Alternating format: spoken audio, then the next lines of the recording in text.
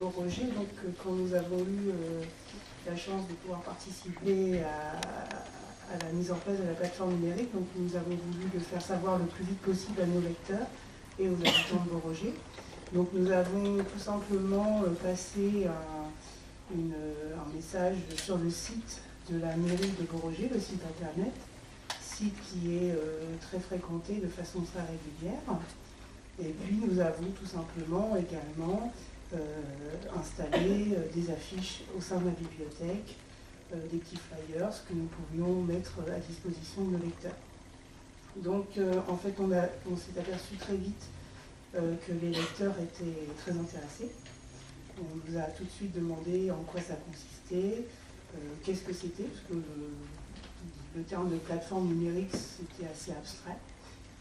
Donc on a, nous, en tant que bibliothèque, on avait déjà notre accès, et proposé aux gens de leur montrer comment ça se passait bien, d'entrer sur la plateforme et de pouvoir voir ce qu'ils pouvaient y trouver, que ce soit des livres, des films, des documentaires, etc.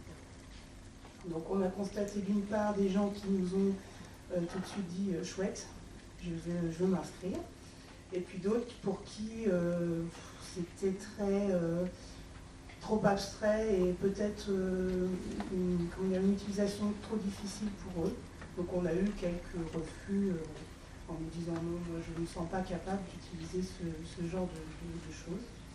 Pour ceux qui se sont inscrits, donc en fait on a très vite fait inscription à la bibliothèque, on leur a ouvert leur compte. Et puis suite à cette inscription, on a fait la visite avec eux sur leur accès à la plateforme. Donc on leur a montré, on a pris le temps de leur montrer ce qu'ils pouvaient utiliser, où ils pouvaient aller, ce qu'ils pouvaient faire pour eux adultes, pour leurs enfants aussi, puisqu'il y a un accès jeunesse. Et puis donc cette partie-là se faisait sur les heures d'ouverture de la bibliothèque, hein, pendant les accueils des lecteurs, ce qui permettait à d'autres lecteurs qui n'étaient absolument, qui étaient passés à côté de l'information, de voir ce qui se passait et d'attirer, donc de les attirer vers la plateforme. Ensuite, donc, cette visite prenait quelques minutes, hein, comme je vous ai dit. Elle ne bloquait pas l'accès des autres lecteurs à la banque de prêt, puisqu'on pouvait très bien faire l'un et l'autre à côté sans gêner. Et puis, on a aussi vu des gens très intéressés par le fait de pouvoir lire sur la plateforme, mais aussi d'avoir des accès à l'auto-formation et notamment au bon savoir. Donc ça, c'était quelque chose qui les intéressait. Donc on leur demandait par contre de prendre le temps de regarder ce que proposait le catalogue de CVS en bon savoir, et puis de revenir après, nous demander ce qu'ils voulaient, en sachant qu'ils avaient droit à un bon savoir par an, par personne. Jusqu'alors, tous les bons savoirs qui ont été faits l'ont été pour des méthodes de langue. Par exemple, j'ai le cas d'une personne, jeune retraitée, qui s'est remis au russe. Donc pour elle, sa retraite, c'était je reprends le russe. Donc voilà.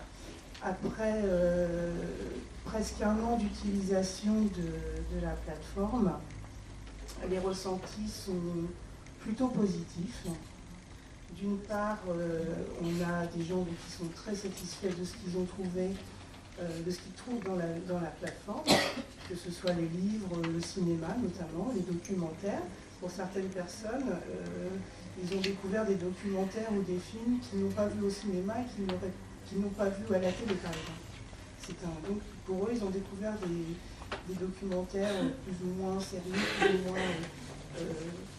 pas élitistes, mais à un niveau un petit peu supérieur, qu'ils n'auraient pas trouvé ailleurs. Donc pour eux, c'était une agréable découverte. On a eu aussi donc des bons retours par rapport à l'espace enfant. Les parents apprécient beaucoup cet espace, d'une part parce qu'il est vierge de toute publicité, contrairement à d'autres espaces enfants sur le net où on peut hélas avoir beaucoup de publicité. Et puis il est sécurisé puisque quand l'enfant est tout seul sur l'accès, s'il se déconnecte, il ne retombe pas sur la partie adulte. Donc c'est vraiment une sécurité pour les parents. Donc ça a vraiment été dit et redit par les usagers. Et puis le côté, ce qui est apprécié aussi, c'est le côté très simple d'utilisation de la plateforme. Pour les avis, disons, un peu plus négatifs, ce sont essentiellement des gens qui ont une très grosse utilisation de l'outil informatique et qui pour eux en fait sont très vite arrivés au bout de la plateforme. C'était pas satisfaisant, ils demandaient plus, notamment avec le problème des jetons, parce qu'on est limité à 50 jetons par an. Les gens m'ont dit, mais... Pardon ? Par mois, excusez-moi. Les gens m'ont dit, mais c'est dommage, si c'était illimité, nous limiterions d'office. Ce qui est peut-être vrai pour certains, peut-être moins pour d'autres. Donc voilà, ça c'était le reproche de ces personnes-là et l'offre pour eux, l'offre n'était pas assez satisfaisante, mais ce sont, je pense, des gens qui utilisent énormément l'outil informatique, Internet, etc., les réseaux sociaux, et qui, pour eux, finalement, la plateforme n'est pas assez conséquente. Mais hormis ces personnes, le résultat, le ressenti des lecteurs, des usagers de la plateforme pour Boroger est plutôt positif. Et puis le côté, comment dire, facile d'accès permet aux gens qui ne sont pas toujours très à l'aise avec l'outil informatique de pouvoir y accéder facilement. Voilà. Et vous avez fait combien d'inscriptions sur une année? Alors sur Boroger, on a inscrit 26 personnes sur l'année, donc ce qui peut paraître pas excessif pour un an, en sachant que dans les 26 comptes, il y a des familles entières. C'est-à-dire que le compte sert à toute la famille. Donc on n'a pas multiplié les inscriptions pour les lecteurs, etc. Par contre, on a peu de gens, mais des gens qui l'utilisent de façon très régulière.